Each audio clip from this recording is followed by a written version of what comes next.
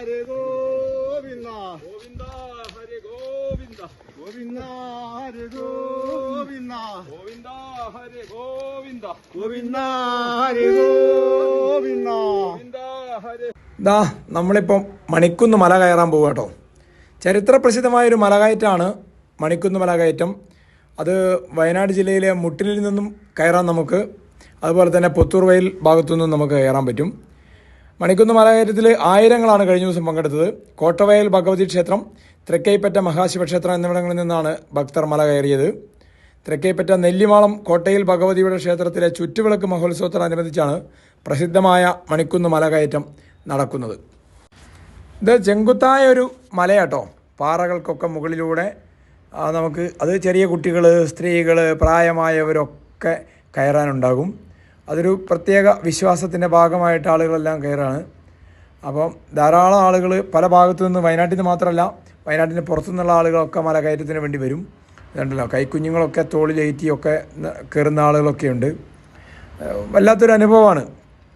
1500 വർഷത്തിലേറെ പഴക്കമുള്ളതാണ് മനുവിൻ്റെ സ്വയംഭൂ വിഗ്രഹം എന്നാണ്. ആ വിഗ്രഹം ദർശിക്കാനും എല്ലാ വർഷവും ഉത്രം നാളിലാണ് വിശ്വാസികൾ മല കയറുന്നത്. ഭാരതത്തിലെ ഋഷിമാരിൽ മഹാനായ മനു മഹർഷി ഈ മലനിരകളിൽ തപസ്സിരുന്ന് മഹാവിഷ്ണുവിനെ പ്രത്യക്ഷപ്പെടുത്തി എന്നാണ് ഐതിഹ്യം. അതുകൊണ്ടാണ് അത്രയ്ക്ക് ഐതിഹ്യമുള്ള മലമുകളിലേക്ക് ആളുകൾ ഇങ്ങനെ കയറുന്നത്. വൈവിധ്യമാർന്ന സംസ്കാരങ്ങളുടെയും ജാതിമത വിശ്വാസികളുടെയും ഒക്കെ സംഗമവേദി കൂടിയാണ് ഈ മണിക്കുന്ന് മലകയറ്റവും ഒക്കെ.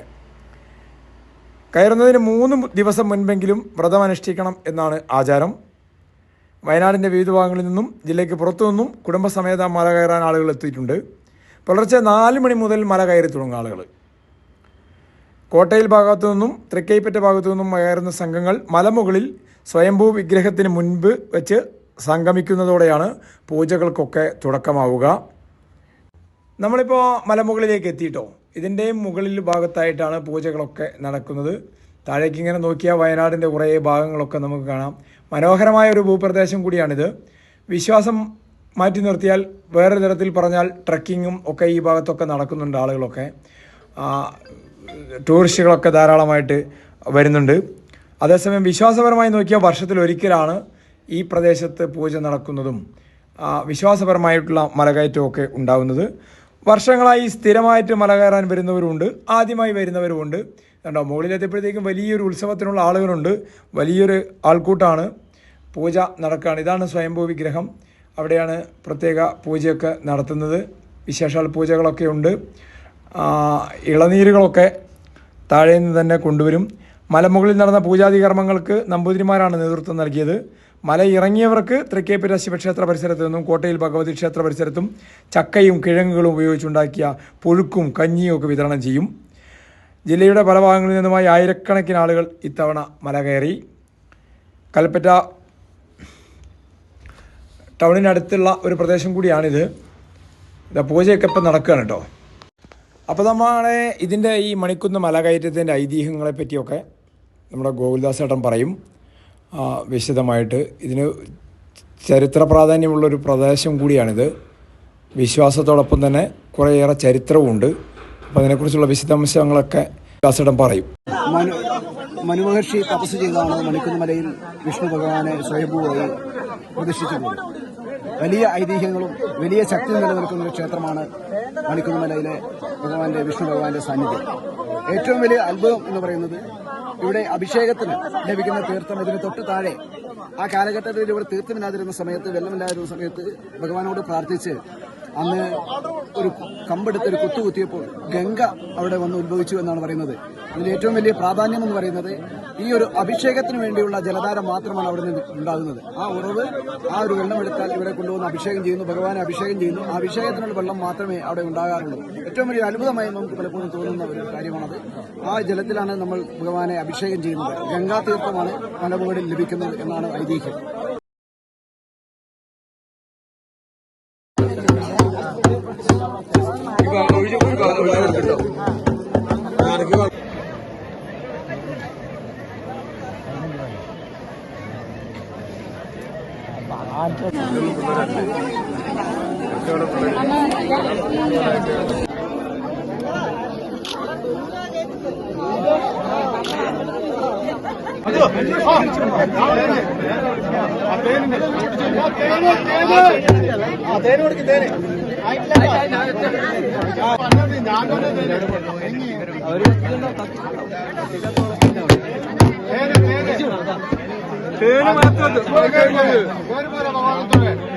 തേനാഭിഷേകാണ് തേനാഭിഷേക തേൻ കൊണ്ടുവന്നിട്ടുണ്ടോ?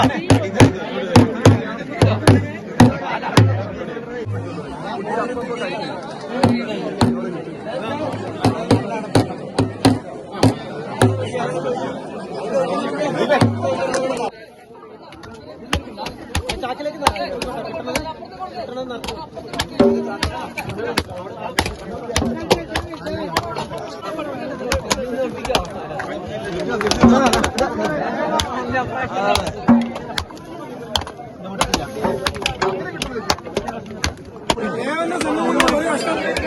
ഒരു തേങ്ങ അരമുടി കൊണ്ടുപോകാൻ പറഞ്ഞു കേട്ടോ.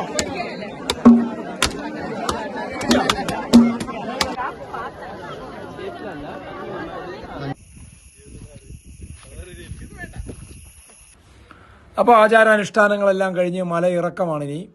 ഇതിങ്ങനെ വരി വരിയായിട്ട് ആളുകൾ ഇറങ്ങുകയാണ്. ചെറിയ ബാഗാണ് എല്ലാവരുടെ കയ്യിലുള്ളൂ, വെള്ളമൊക്കെ ആയിട്ട് പോയിട്ട്. അങ്ങോട്ട് പോകുമ്പോൾ ഒരു തിക്കും തിരക്കൊക്കെ ഉണ്ടായിരുന്നു. അപ്പോൾ തിരിച്ചു വരുമ്പം എല്ലാവരും നന്നായി ക്ഷീണിച്ചിട്ടൊക്കെ ഉണ്ട് കേട്ടോ. കുറേ പേരൊക്കെ ക്ഷീണിച്ചു. പക്ഷേ ഇതൊരു വിശ്വാസത്തിൻ്റെ ഭാഗമായതുകൊണ്ട് ക്ഷീണമൊന്നും ആർക്കും ഫീൽ ചെയ്യില്ല. എങ്കിലും വന്നവർക്കൊക്കെ കുടിവെള്ളം, ഭക്ഷണം ഒക്കെ ക്രമീകരിച്ചിട്ടുണ്ടായിരുന്നു.